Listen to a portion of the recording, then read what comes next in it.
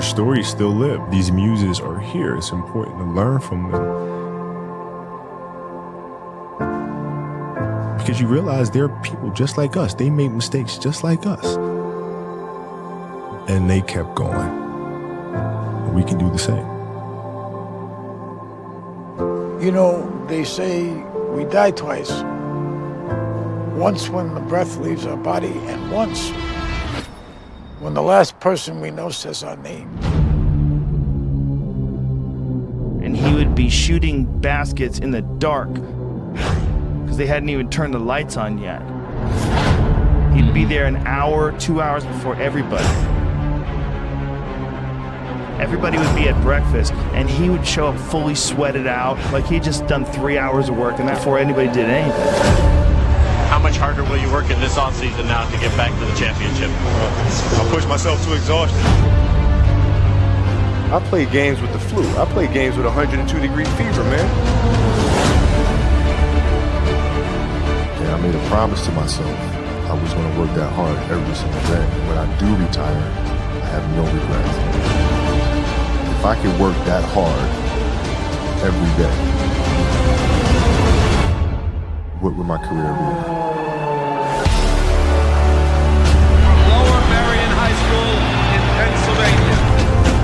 This kid right here, mark my words, it's gonna be unbelievable. There you see Kobe Bryant in the foreground, the man many have dubbed the next Michael Jordan. He wants it so bad and he's willing to go to the extremes at the age of 34 playing 38 minutes. That's ludicrous. He's cursed as much as I am. He just want to get to the offensive and go one-on-one. I'm gonna make his ass work now. It was fun to be out there. This man played with a broken finger and won a championship.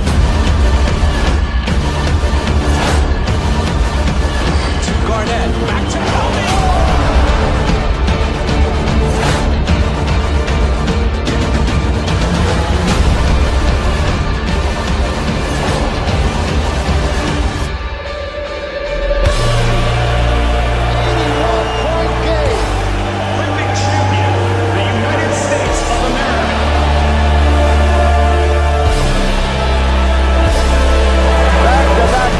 For the Los Angeles Lakers, a three-peat and a sweep.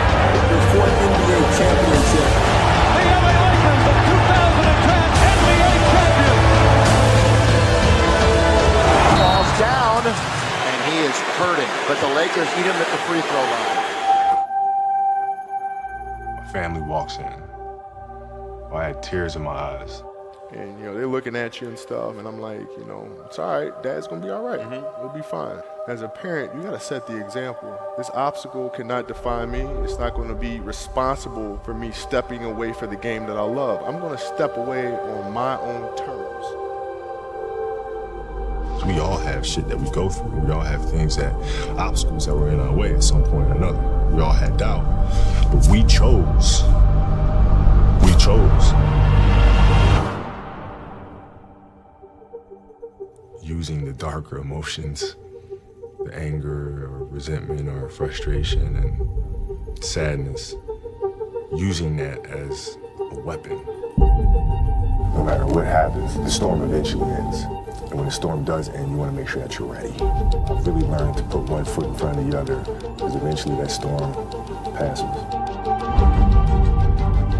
Those times when you get up early and you work hard, those times when you don't feel like working, you're too tired, you don't want to push yourself, but you do it anyway. That is actually the dream. I didn't know if I could do it. You know, it was my daughter who kind of put things in perspective for me. Gianna, she's now 13, and she was like, well, you always tell us to go for it.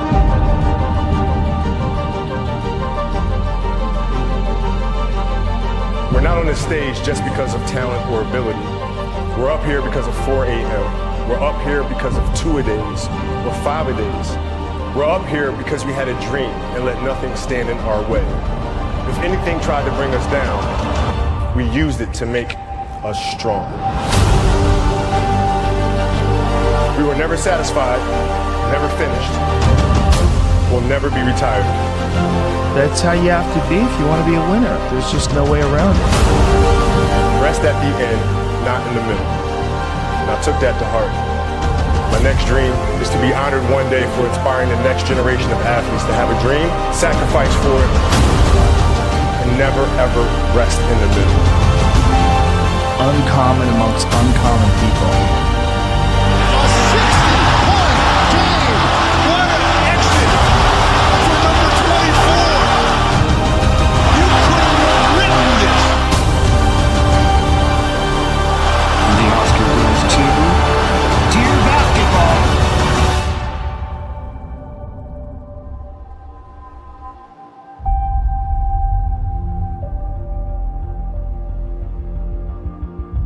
Yesterday was supposed to be a celebratory day, and then we got tragic news about Kobe Bryant, and everything changed in a second.